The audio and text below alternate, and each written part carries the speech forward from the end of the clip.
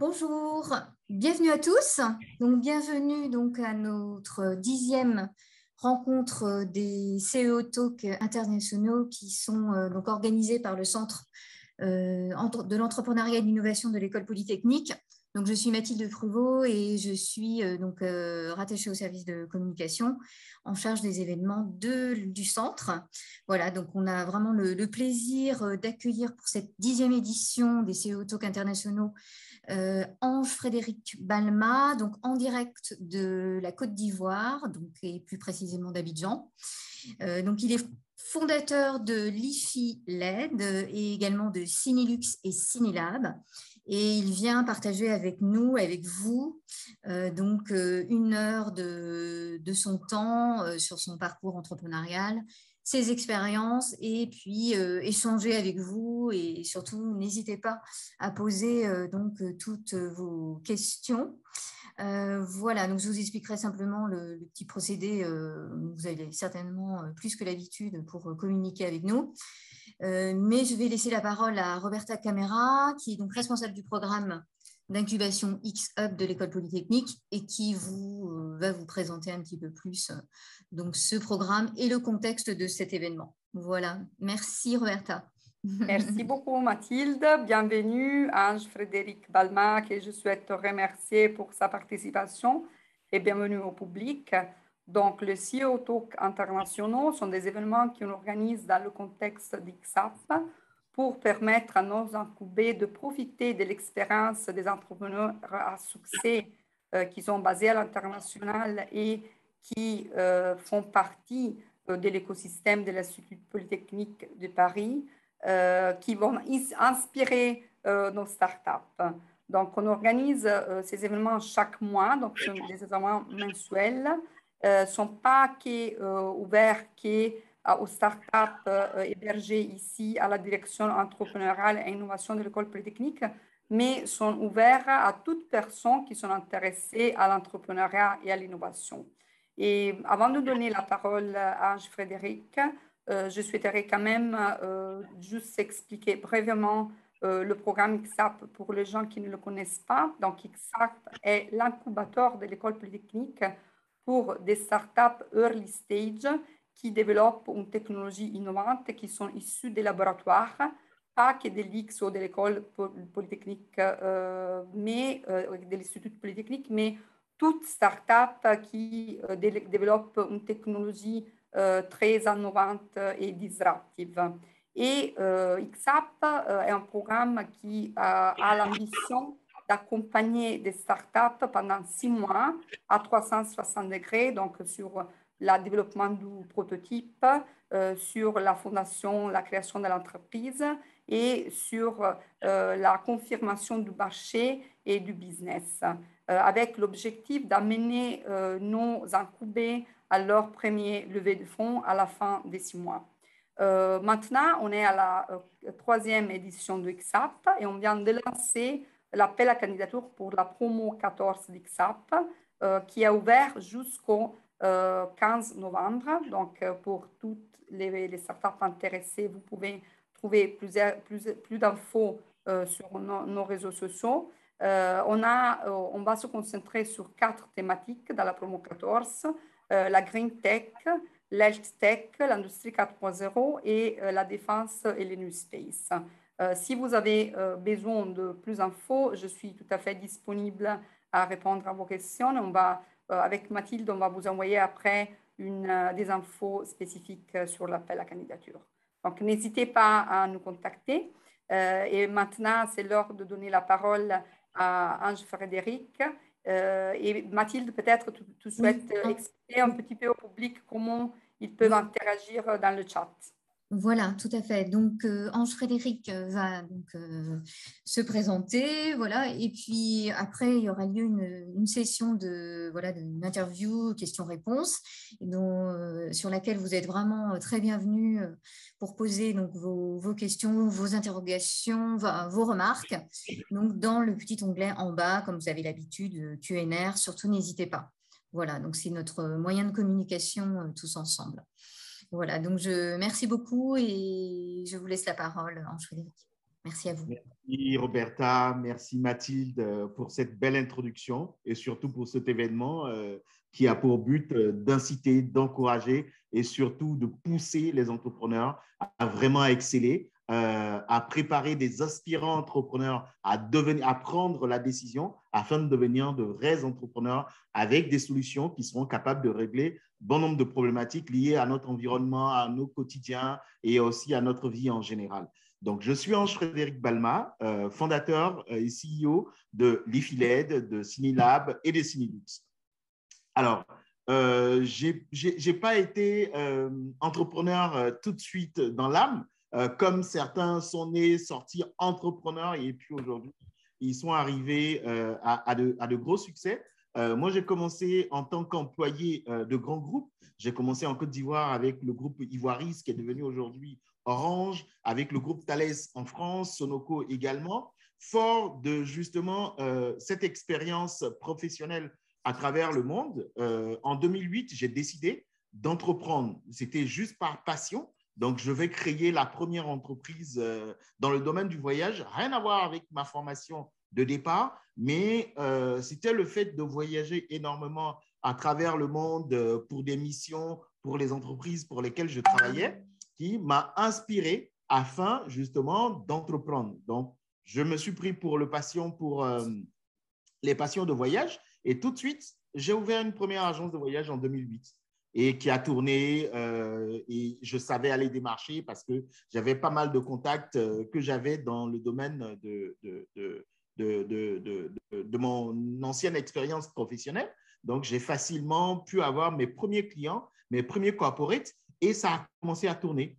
Il y avait d'autres agences de voyage en Côte d'Ivoire et je me suis dit, en quoi est-ce que je vais me démarquer? Il faut que j'ai un produit d'appel qui attire au quotidien le maximum de clients sur mes points de vente afin de pouvoir avoir beaucoup de circulation et puis proposer maintenant le gros du service. C'est comme ça que de fil en aiguille, de 2008 à 2011, je me retrouve avec 10 agences de voyage sur la Côte d'Ivoire où je proposais non seulement tout ce qui était billetterie, circuit touristique, mais en plus des produits qui, au quotidien, faisaient défiler énormément de clients sur mes points de vente. Donc, c'était les transferts d'argent, Western Union, MoneyGram, RIA pour l'international.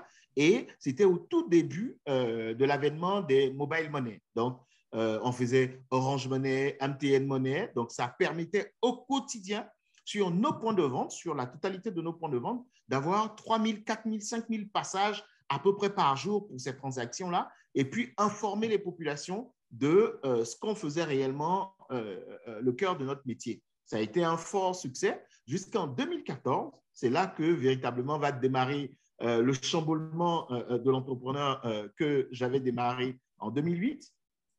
Mon père avait constaté en fait que une de nos plantations, la plus grande d'ailleurs, puisqu'en Côte d'Ivoire, l'économie réside essentiellement sur l'agriculture, que cette plantation-là, qui est la plus grande, était la moins rentable, comme par hasard. Donc, il me dit, Ange, écoute, vas-y faire un tour et puis tu me diras c'est quoi le problème, je veux comprendre.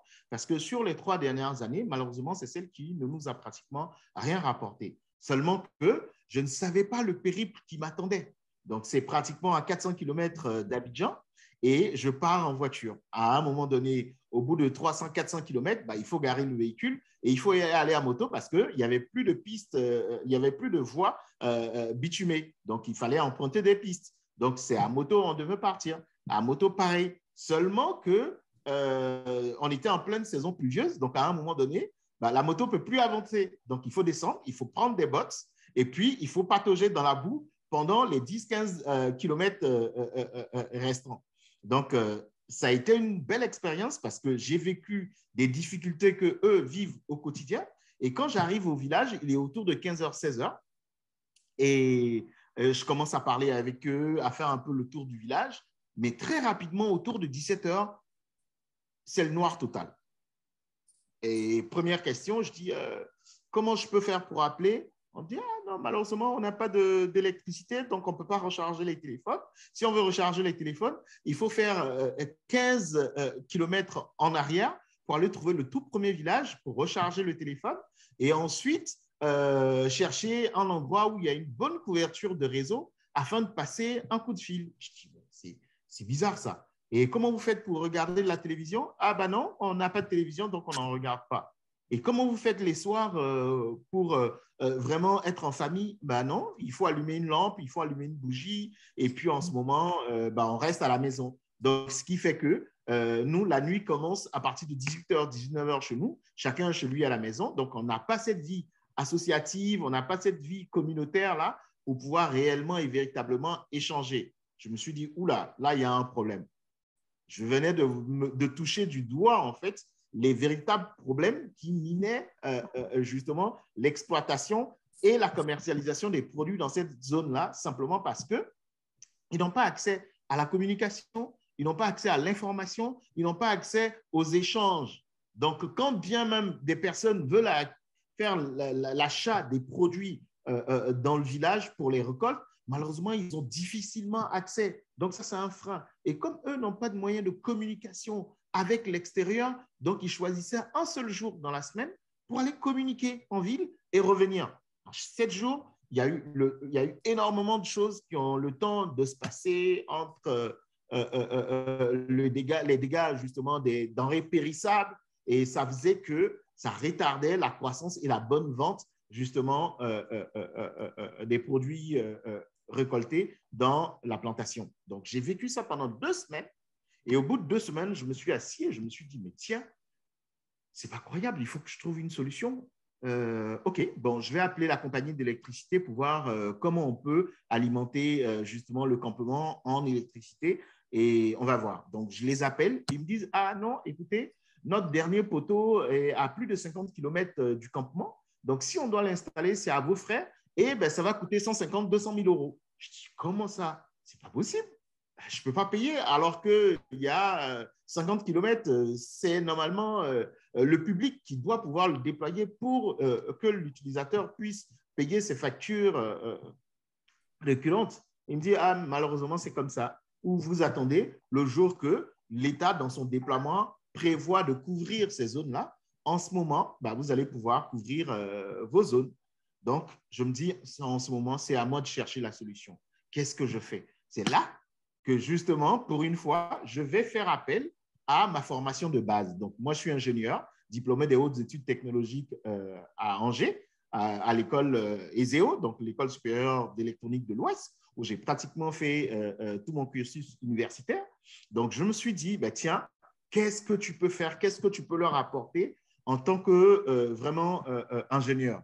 C'est là où, de 2011 pratiquement à 2014, on a réfléchi à toutes les solutions éventuelles possibles, installables et tout ça, pour essayer d'apporter une solution. Ça a duré parce qu'il fallait faire des études pour savoir quel était le produit le plus adapté, quelle était la solution la plus adaptée, la moins onéreuse surtout, pour que les populations qui sont là-bas, qui ne sont pas forcément nantis, puissent avoir accès à la technologie, mais à prix défiant toute concurrence.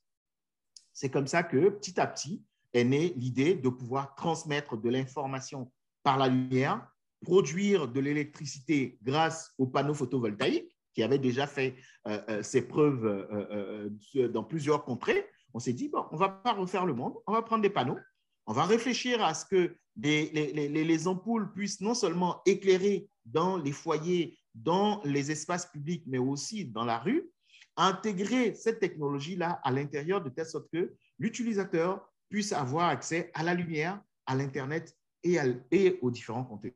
Donc, petit à petit, quand on a commencé à faire l'étude du marché pour savoir exactement combien de personnes sont impactées par ces problématiques-là, on s'est rendu compte que c'était énorme.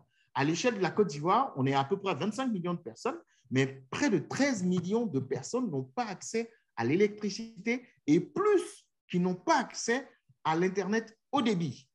On a fait l'extrapolation sur le régional et sur le continental. Quand on a vu avec les institutions internationales pour avoir les vrais chiffres, on s'est rendu compte que c'était juste catastrophique.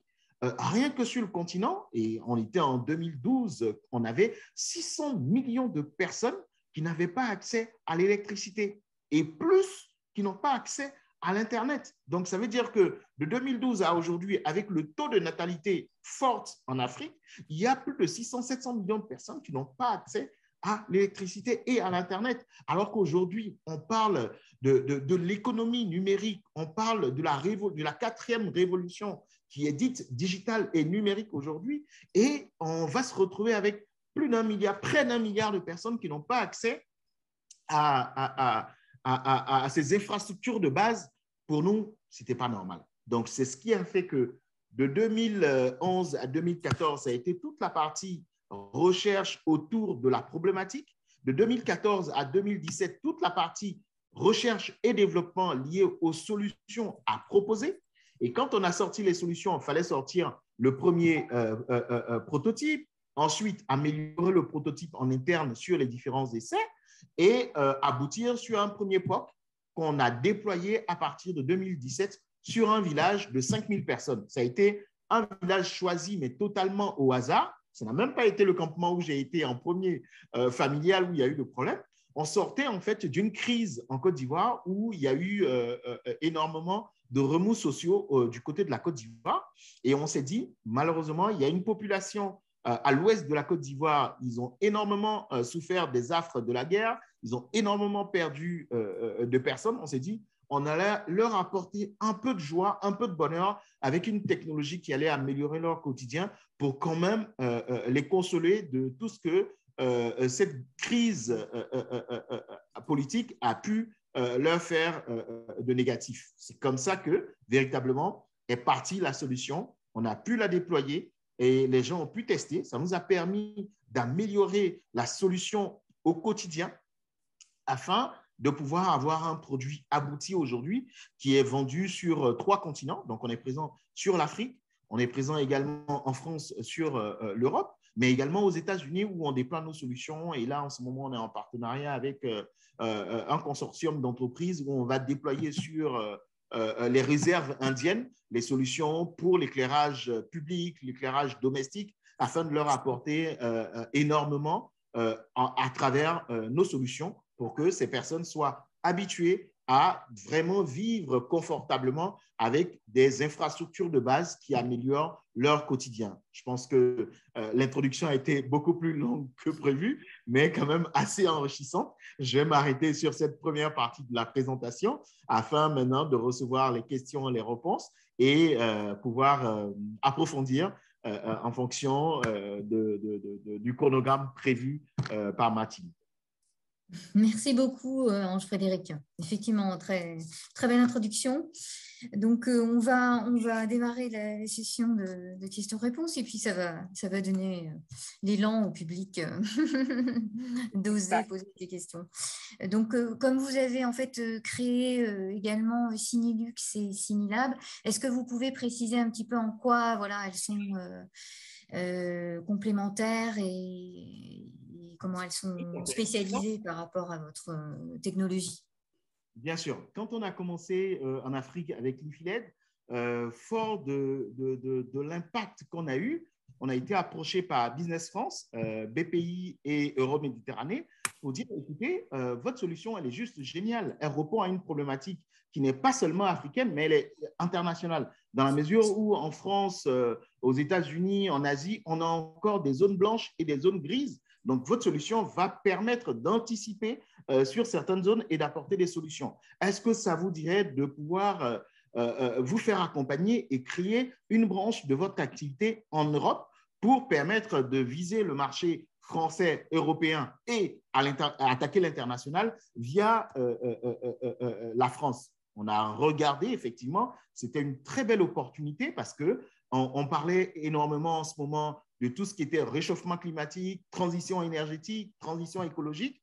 Et quand on regardait les thématiques liées justement à notre activité et à nos solutions, on était droit dans ces thématiques-là, dans ces ODD-là, pour pouvoir réellement apporter des solutions qui allaient permettre de réduire l'impact carbone, de pouvoir réduire également la nocivité des ondes électromagnétiques sur l'environnement et sur les personnes.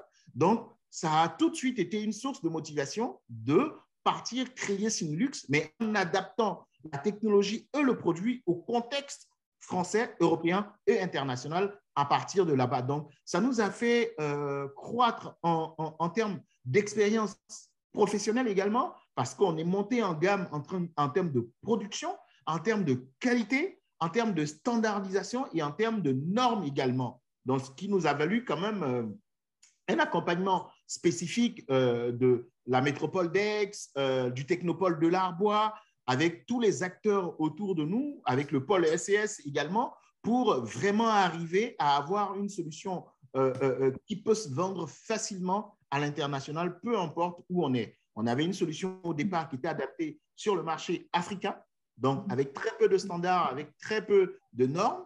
Mais quand on a attaqué la France, l'Europe et le marché international, il fallait être dans des standards. Et c'est ce qu'on a appris à rédiger justement les brevets liés à nos produits. Donc, ça a été vraiment une source d'inspiration et d'expérience aussi qu'on a pu acquérir en développant justement la structure en France. Donc, Sinilux, c'est une branche qui est complémentaire à nos produits Lifidaid, mais qui est beaucoup plus améliorée et qui est adaptée à l'environnement français, européen et international. Seulement qu'on a rajouté sur nos équipements au départ de l'Afrique des capteurs qui permettent de récolter de l'information, donc des capteurs IoT sur la qualité de l'air, sur le taux de pluviométrie, sur le taux d'ensoleillement, sur le taux de carbone et sur le taux d'humidité. Donc, c'est l'ensemble de ces équipements-là qu'on a intégrés dans le lampadaire que vous voyez dans mon fond d'écran et qui permettent à chaque fois de pouvoir éclairer une rue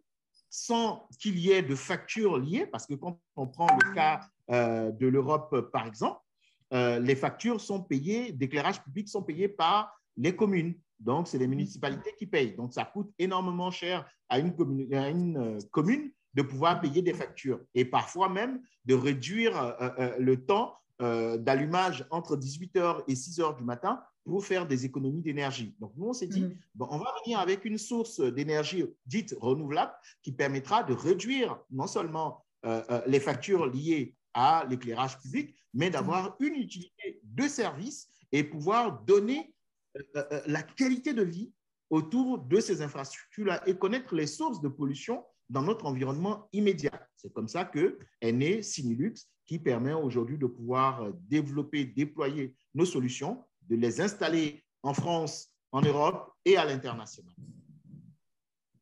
D'accord. Vraiment très intéressant. Merci. Comment vous avez découvert le problème, comment vous l'avez abordé et comment vous l'avez aussi, vous êtes réussi à le développer en France et maintenant aussi avec les projets aux États-Unis. J'en profite pour vous demander un petit peu plus sur votre stratégie de financement, que je pense que c'était très complexe. Et si je me souviens bien des échanges qu'on a eus au préalable, vous avez aussi fait en 2018 une activité de crowdfunding. Donc, si vous voulez un petit peu nous expliquer plus sur la stratégie au total de financement que vous avez abordée. Très bien. En tout cas, belle question, Roberta. Effectivement, quand on a démarré, on avait quand même un petit fonds d'amorçage, vu qu'on travaillait déjà, mes associés et moi. Donc, ça a permis de pouvoir démarrer l'activité sur fonds propres. Et à un moment donné, il a fallu aller rechercher du financement. Donc, on est allé voir des institutions pour avoir des grants. Ce n'était pas évident à cette période-là, surtout en Afrique, de bénéficier de subventions, encore moins de business angels. Donc, on est allé voir directement nos proches, donc nos parents, entre nous, pour lever pour faire du love money, donc du familial en fait au départ. Donc, on a pu faire nos premiers 50 000 € grâce justement au love money qui nous a permis de pouvoir approfondir et de sortir notre premier prototype. Et quand on avait le prototype, il fallait maintenant faire un passage à l'échelle. C'est comme ça qu'on a recherché des plateformes de financement qui existaient pour pouvoir nous accompagner. Seulement que c'était la difficulté d'être sur le continent africain et de lever des fonds, c'était énormément difficile de pouvoir le faire au départ de l'Afrique. Donc, en recherchant, on est tombé sur une plateforme qui, elle, nous a contactés, qui a dit, bah, écoutez, on a vu vos solutions, vous en parliez et ça nous intéresserait de vous accompagner. On est une plateforme de crowdfunding qui permet justement de pouvoir faire de la pré-vente. Donc, les clients vont commander avec vous, vont précommander avec vous, ils vont payer. Et puis vous avez 6 mois à 1 an de production et puis leur livrer directement leurs produits. On a trouvé que l'idée était très séduisante, était très intéressante et c'était non dilutif. Donc, ça permettait de pouvoir lever des fonds en amont, de passer en production et de pouvoir commercialiser sans pour autant avoir de personnes en entrée dans le capital. Donc, on a tout de suite dit oui. On a participé à la rédaction des différentes présentations sur la plateforme Freudon, qui était basée aux États-Unis, qui a été racheté par un grand groupe il y a 2-3 ans maintenant, puisqu'ils ont fait un beau succès à l'international. Donc, fort justement de cette expérience avec Freudon, on a pu lever facilement du montant pour pouvoir réellement arriver à pouvoir faire nos premières productions, arriver à finir toutes les fonctionnalités qu'on avait promis aux clients.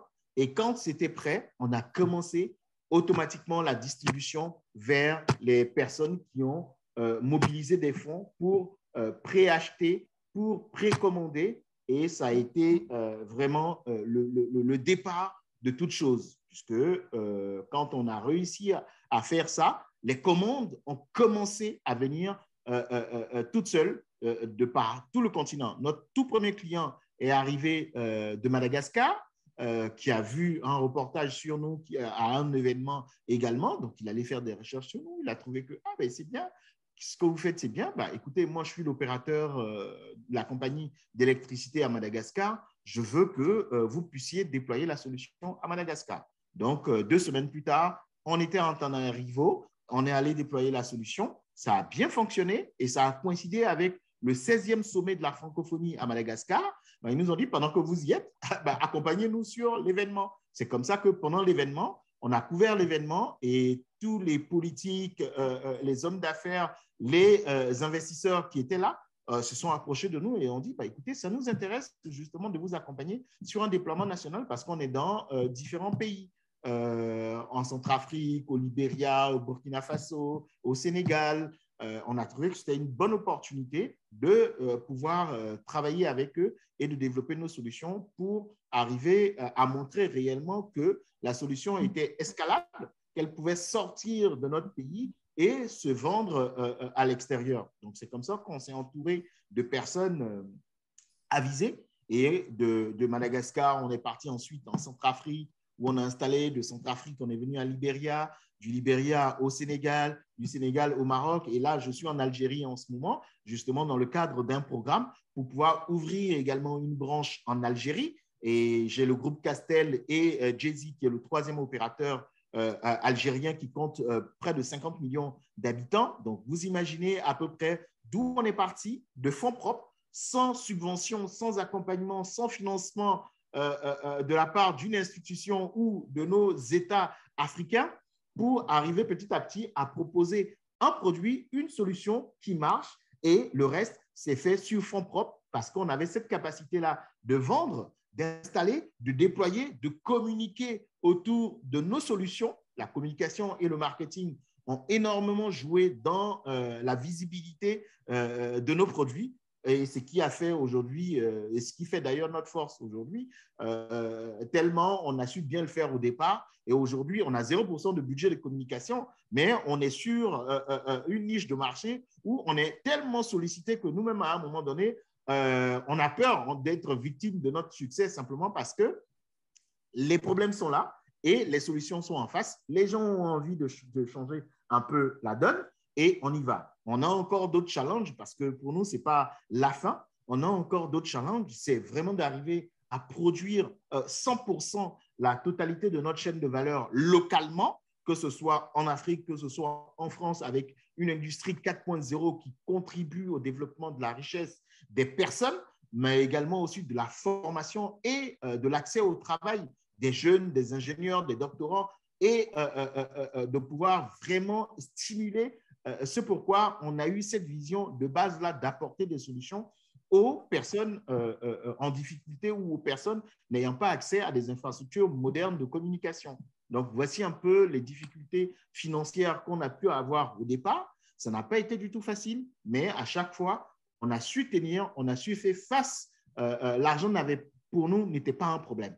Quand bien même on ne l'avait pas, on se disait, on a une vision, il faut se donner les moyens d'y arriver. L'argent ne peut pas être un frein au développement. À nous de contourner l'obstacle qui est devant nous et de trouver des solutions un peu plus en amont pour pouvoir réellement arriver à satisfaire nos objectifs ou à satisfaire l'utilisateur final qui nous attend, qui ne demande qu'à utiliser nos solutions. D'accord. Merci beaucoup, Ange-Frédéric. Je voulais juste rappeler au public qui, si vous souhaitez poser des questions, vous pouvez. Donc, après, on va les lire et vous pouvez le faire en chat. Et je laisse la parole à Mathilde parce que peut-être tu as aussi une question encore. Oui, alors, oui, voilà. Merci, Roberta.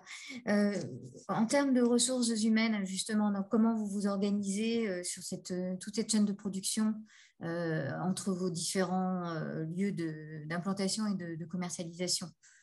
Comment ça se passe pour vous en termes d'organisation?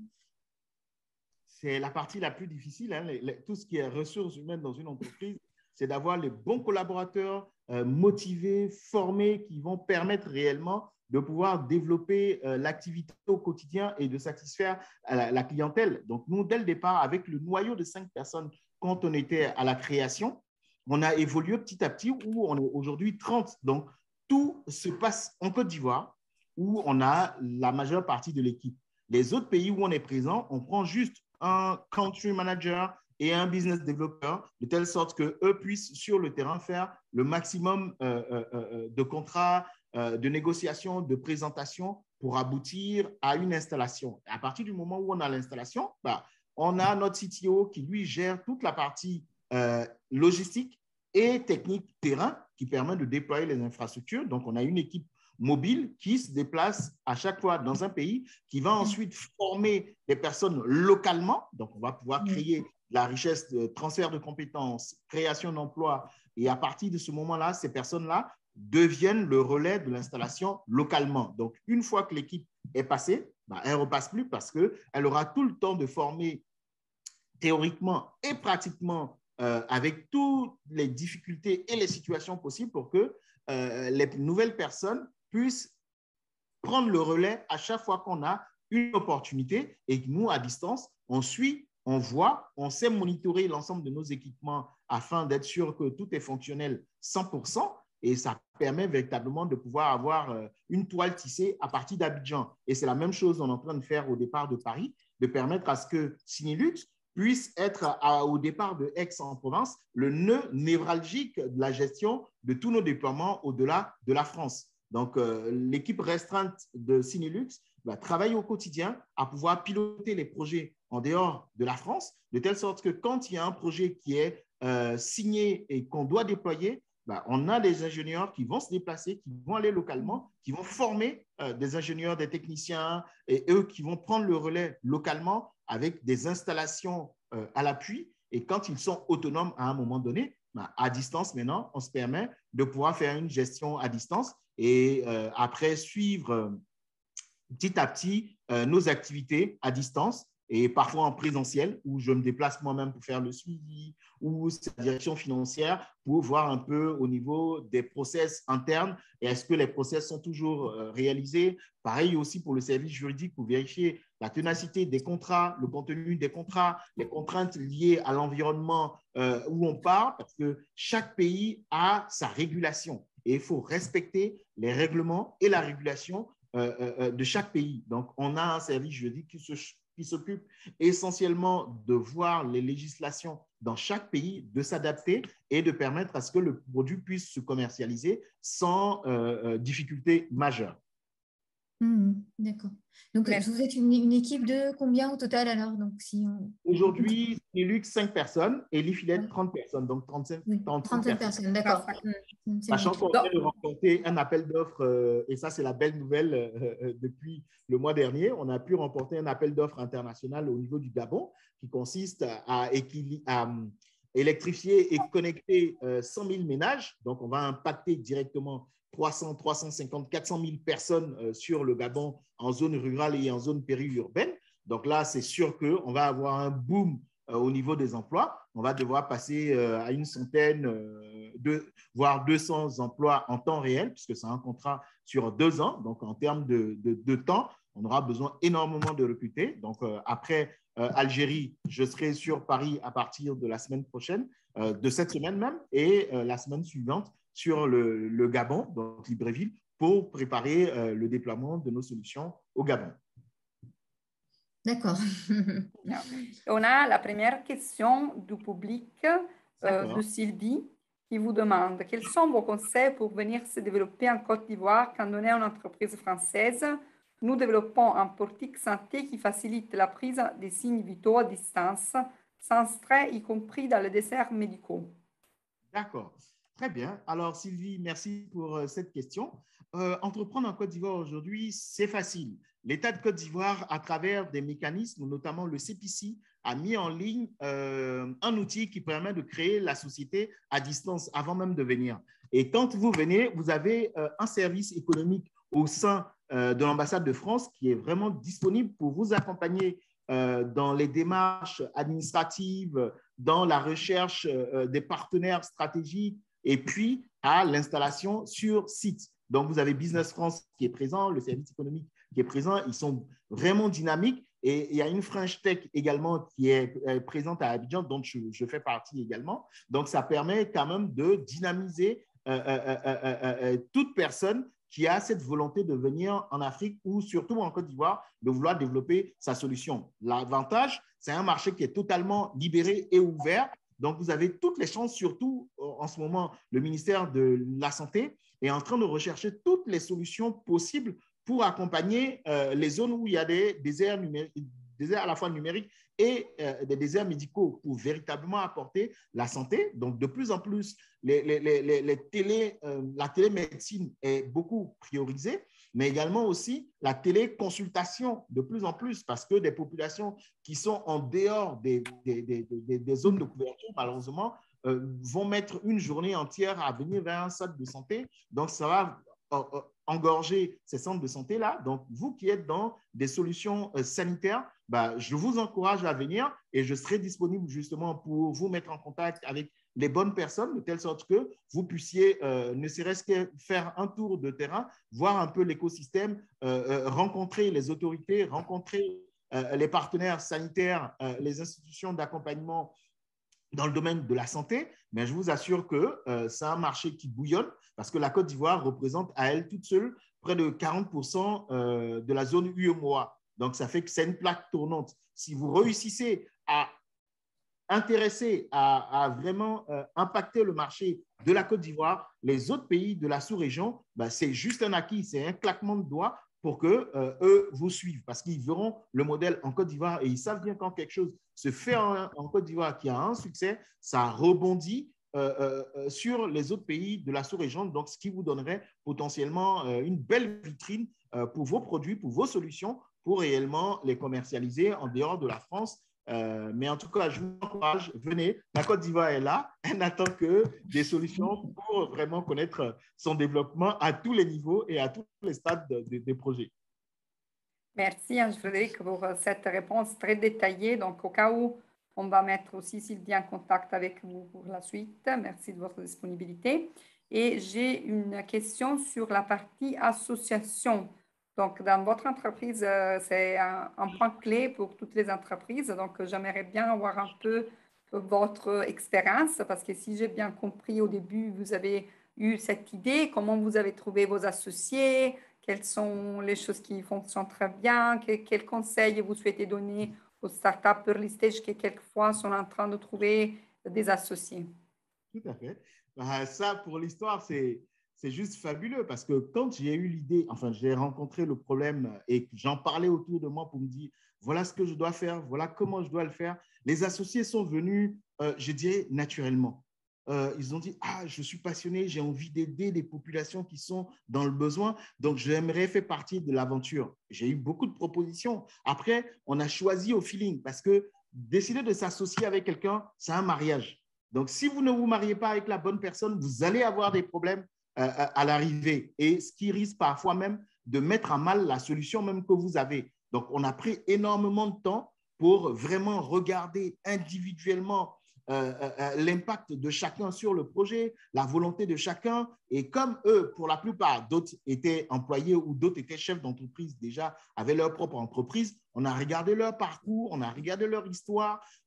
Et puis, on a essayé ensemble de se dire, bon, on va, pour la première année, on va faire un essai de voir ensemble ce qu'on peut faire. Donc, on a vraiment mis en place un cadre qui nous permettait la première année, mais vraiment de pouvoir se tester ensemble et de voir si on était effectivement compatibles à travailler ensemble. Et c'est comme ça que notre mariage est né. Et pour la petite histoire, mes associés aujourd'hui sont 3 femmes.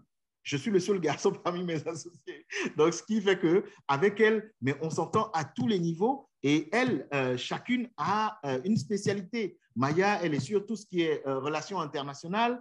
Nelly, elle est sur tout ce qui est marketing. Et Cynthia, elle est sur tout ce qui est commercial. Donc, ça fait que chacun, avec sa formation de base, son expertise et son expérience, c'est à le mettre à profit de l'entreprise. Mais on avait cette vision-là au départ d'apporter des solutions et de l'aide pour les populations. Donc, on n'a pas regardé tout de suite ce que ça allait nous rapporter, mais plus ou moins ce qu'on allait faire pour apporter. Et c'est ce qui a été quand même le choix stratégique de mes associés. C'était, on a ensemble cette vision-là. On le fait, même si on ne gagne pas d'argent, mais au moins, on impactera les gens. Ce qui fait qu'aujourd'hui, avec les retombées, chacun est à l'aise simplement parce qu'on avait une vision de départ. C'était d'apporter une solution. On voulait donner du temps, on voulait donner de la matière grise, on voulait donner du sourire aux personnes. Et ça, c'est ce qu'on a en point commun. Même quand c'était difficile, on se disait, mais si on laisse tomber cette belle aventure, qu'est-ce qu'on aura en face? On n'aura pas ces sourires-là. Et c'est ce qui était notre leitmotiv, c'est ce qui nous encourageait chaque matin, malgré les difficultés, malgré les embûches sur le chemin, à se dire, allons-y, regardons le sourire qu'on a sur le visage des enfants quand on leur apporte la lumière. Regardons la joie que les parents ont quand les parents communiquent avec la diaspora ou avec leurs enfants ou avec leurs parents dans le monde. Ça, c'est plus que tout. Je pense que c'est ce point commun-là. Chaque personne doit retrouver en son associé afin justement de trouver le juste milieu pour un mariage. Parce que ce mariage-là, si vous ne faites pas attention, il y aura divorce. Et s'il y a divorce, c'est beaucoup de temps, beaucoup d'énergie, beaucoup d'argent que vous allez perdre à régler des conflits internes au lieu d'avancer sur vos solutions, à pouvoir réellement les déployer, les développer. Puis, le socle même d'une entreprise repose sur les associés.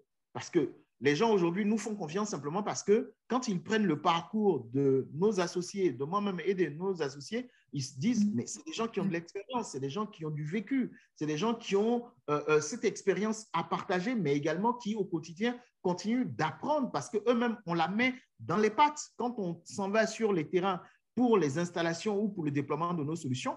Mais si on vous dit peut-être que c'est un des associés qui est là, qui a la main dans la pâte, qui est en train de faire des installations, vous n'allez pas y croire. Et c'est ce qui permet vraiment d'être en contact, en fusion, en symbiose avec l'utilisateur final, mais aussi de nous comprendre au quotidien, de repartager nos difficultés, de les contourner et ensuite de se dire on y est arrivé malgré qu'il y avait X difficultés, Y difficultés. Mais ensemble, ça nous grandit, ça nous rend plus forts, ça resserre les liens au quotidien. Et puis, ben voilà, on arrive à vraiment changer la donne avec cette volonté-là de faire. Donc, il est important, au moment de choisir ses partenaires, ne choisissez pas votre partenaire ou votre associé simplement parce qu'il apporte une bille au projet. Si c'est que des billes, ça ne marchera pas. Parce que il doit aussi donner de son temps, il doit aussi donner de son imagination, de son expérience pour mieux comprendre le projet, pour structurer le projet, pour avoir la même vision. Parce que si on n'avait pas la même vision, nous, la première année, quand on a développé notre solution et qu'on a mis sur le marché, on a eu une première proposition de rachat. Et je vous dis, on était en 2014, 2015, on nous mettait 2 millions d'euros sur la table pour dire, écoutez, c'est bien ce que vous avez fait, nous, on en a besoin, nous, on veut juste en faire de la publicité, un géant de la publicité en plus, hein. Ça nous intéresse, nous, on met 2 millions d'euros sur la table.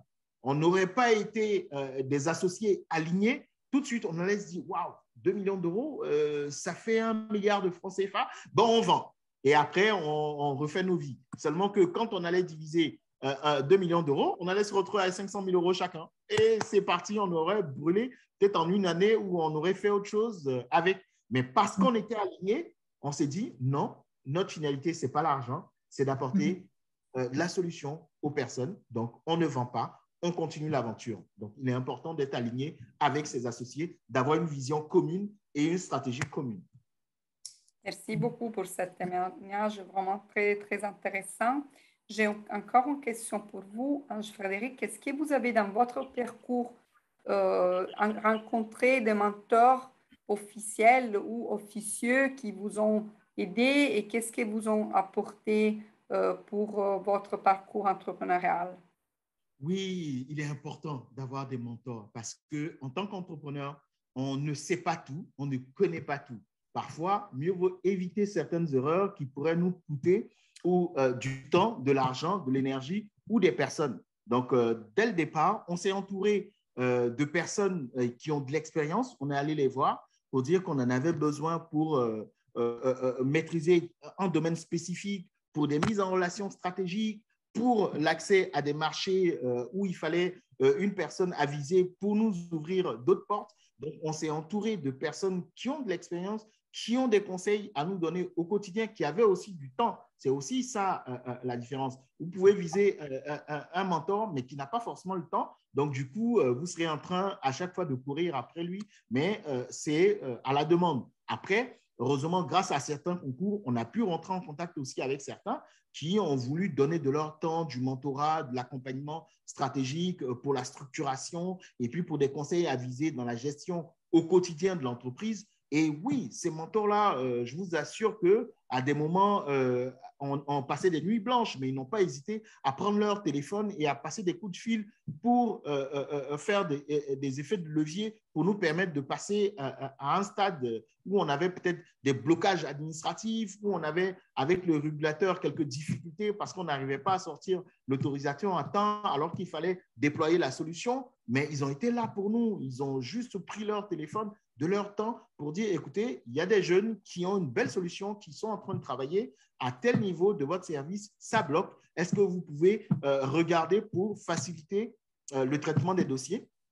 Ça se faisait en toute transparence, mais au moins, au bout de 2 jours, le dossier qui avait fait 1 mois dans le tiroir, juste sur un coup de fil, désormais, il est analysé en comité et chacun fait ses commentaires. S'il y a lieu de faire des corrections, on fait les corrections, on ramène. En ce moment, c'est validé et ça nous permettait d'avancer. Donc, il est bon, en tant qu'entrepreneur, d'avoir un mentor, d'avoir une personne à qui, de temps en temps, on peut passer un coup de fil ou quand on n'a pas le moral, on peut lui envoyer un message, un texto pour avoir des conseils.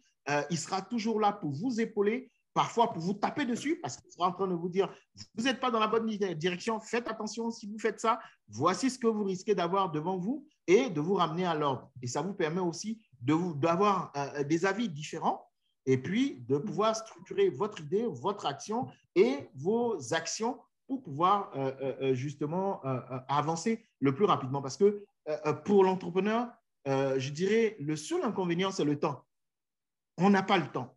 Donc, si on n'a pas le temps, le peu de temps qu'on a, il faut savoir le gérer. Quand on le gère, à prendre les bonnes décisions dans la journée, à agir, à vendre, à installer, je vous assure que quand la journée finit, quel que soit le nombre d'heures que vous aurez déployé, vous n'en sortirez que grandi, mais avec beaucoup de satisfaction, surtout parce qu'à la fin de la journée, vous allez dire, j'ai réussi à faire ça de ma journée. Mais si vous n'êtes pas organisé, vous n'êtes pas structuré et que vous n'avez pas une personne, de temps en temps, vous allez pouvoir prendre des conseils, vous allez aller dans tous les sens pour finalement vous retrouver là où vous devez être il y a 3 mois, mais vous avez perdu 2 ans simplement parce que vous avez voulu tâter tous les terrains à la fois. Donc, il est important d'avoir un mentor. Nous, on en a eu et on sait que ça a été énormément bénéfique pour le développement de nos structures.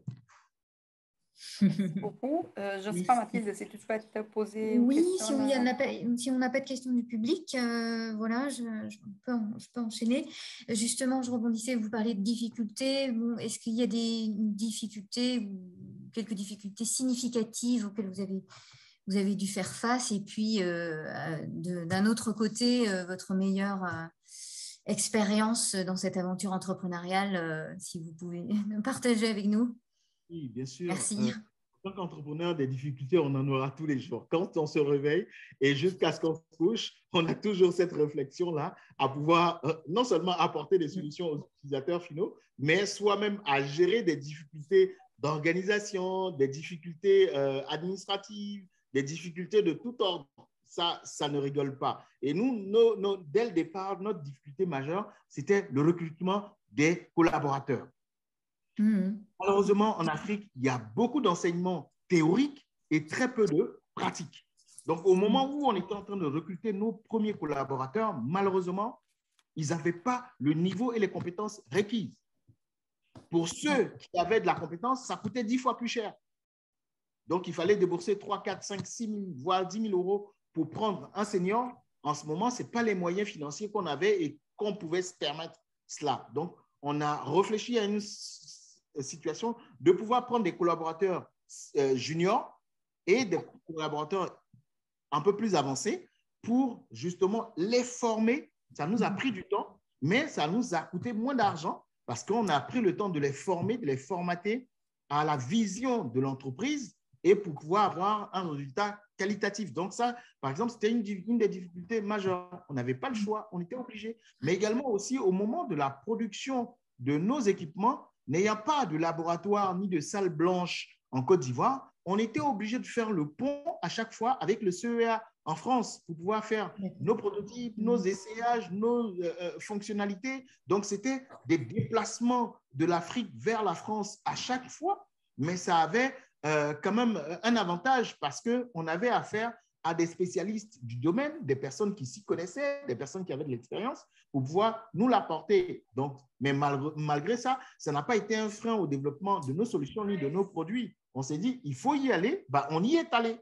On n'a pas hésité. On l'a fait. Et les résultats sont là aujourd'hui. Donc, en tant qu'entrepreneur, des difficultés, on en aura au recrutement, à la gestion des équipes, à la structuration de nos business plans, de la vision à un moment donné qui doit changer parce que ça s'impose sur le marché. Il faut bien, mais en ce moment, il faut s'asseoir et puis il faut prendre la bonne décision au bon moment de pouvoir faire un pivot, 2 pivots, 3 pivots pour pouvoir trouver son bon modèle économique. Et ça, c'est vous et vos nuits blanches qui vont vous l'apprendre. Hein. Ça, on pourra vous donner 1000 conseils, mais je vous assure que vous n'allez pas échapper. Donc ça, soyez prêts parce que c'est dans la passion que vous allez pouvoir relever ces challenges. Ce ne sont même pas des difficultés, véritablement, c'est plutôt des challenges que chaque entrepreneur devra, à un moment donné, dans sa solitude d'entrepreneur, se poser les bonnes questions, avoir les bonnes réponses et pouvoir attaquer le lendemain comme si la veille, on n'avait pas passé des nuits blanches, quoi. C'est ça aussi la passion de faire ce qu'on aime. On a l'impression de ne pas travailler, mais plutôt finalement de s'épanouir. Et c'est comme ça qu'on garde le sourire à toujours travailler et à développer les solutions. Le message est bien passé. Hein. Merci, Ange-Frédéric. D'accord. Alors, on approche de la fin. Roberta, sinon j'avais une autre question éventuellement. Vas-y, Mathilde. Clôturer, voilà, quel conseil vous donneriez donc, à nos porteurs de projets, start-up, early stage, et puis qu'est-ce que signifie pour vous l'entrepreneuriat, voilà, pour synthétiser voilà, votre état d'esprit et votre expérience. Je vais commencer par la dernière question pour arriver au conseil. L'entrepreneuriat, je vais l'imaginer, c'est quelqu'un qui décide de faire un saut à 20 000 pieds sans un parachute et qui, en cours de route, cherche son parachute avant d'atterrir. Ça veut dire que soit vous trouvez la solution et vous atterrissez sain et sauf, soit vous trouvez la solution et vous vous écrasez. C'est la même chose l'entrepreneuriat. C'est au quotidien, il y a des difficultés à résoudre. Il y a des problématiques que chaque entrepreneur a décidé de viser avec sa solution ou avec son produit. Il doit être en mesure d'être focus dessus, de se donner les moyens d'y arriver. L'entrepreneuriat, c'est d'abord entreprendre et c'est ensuite apporter des solutions à des utilisateurs, à des personnes, des services et ainsi de suite. Donc, pour entreprendre, il faut une fibre. Il faut avoir la volonté, il faut avoir de la motivation. Quand on a une idée, aucune idée n'est saugrenue. Je le dis, il n'existe aucune idée sotte. Toute idée est bonne. après, dans sa rédaction, vous allez vous rendre compte de certaines choses que vous devez améliorer, vous devez changer, vous devez corriger. C'est ce qui vous permettra d'être un bon entrepreneur avec une solution qui pourra avoir des utilisateurs, des clients sur le terrain à la fin de la journée. En termes de conseils, qu'est-ce que je pourrais donner aux entrepreneurs? C'est d'abord et avant tout la résilience. La résilience. Ne pensez pas que vous allez sortir un produit aujourd'hui et que demain matin, vous en vendez 1 million. Il y a du temps, il y a des étapes. Vous allez franchir ces étapes-là. Il vous faut une bonne dose de courage, une bonne dose de motivation, une bonne dose de résilience. Je vous prends un exemple. Au tout début de la COVID en 2020, nous, on a dû fermer parce qu'on ne s'attendait pas du tout à cela. Alors que 2020 s'annonçait une très belle année pour nous avec une croissance de plus de 500%, avec des contrats déjà signés à l'international. On devait juste exécuter. Mais du jour au lendemain, avec la COVID, les aéroports fermés, les personnes confinées, l'argent se faisait de plus en plus rare. Donc, à un moment donné, on s'est regardé et puis on a dit, mais qu'est-ce qu'on fait? On ne peut rien faire. Dans la mesure où on ne peut même pas se déplacer, qu'est-ce qu'il faut faire? Il faut fermer. On a décidé, avec le personnel, on va réduire les activités, on va garder certaines personnes en télétravail, on va garder certaines personnes pour les quelques entretiens de certains chantiers qu'on avait, et puis on y va. On a passé pratiquement 4, 5, 6 mois dans cette léthargie-là, mais à un moment donné, on s'est reposé la bonne question. Est-ce que fermer est la bonne solution? Non. Remettons-nous en selle.